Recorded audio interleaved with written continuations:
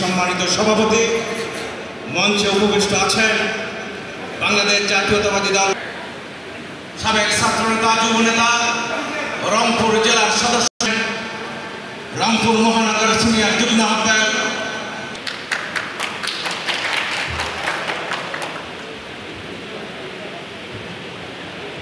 মঞ্চ উপবিষ্ট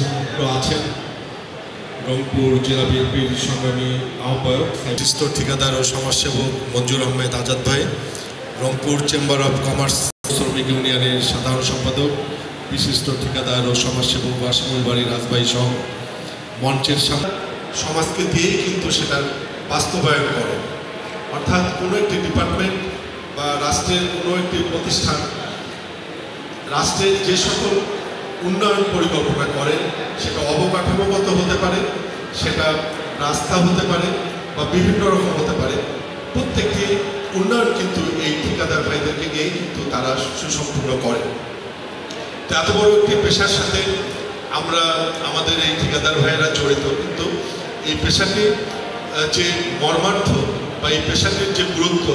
আমার মনে হয় যে আপনারা অনেকেই ঠিকভাবে যে সেটা না বুঝে এবং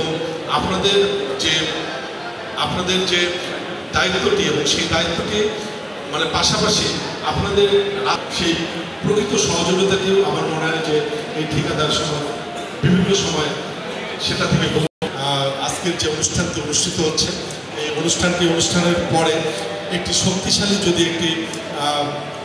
একটি কমিটি গঠিত হয়, সেই কমিটি অন্যায়ের যে শিকার যে আমাদের ঠিকাদার ভাইয়েরা হবেন, তারা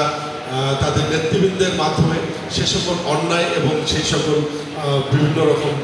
যে অসুবিধাগুলো, সেই অসুবিধাগুলো থেকে ওনারা উত্তরণ পাবেন বলে আমি বিশ্বাস করি।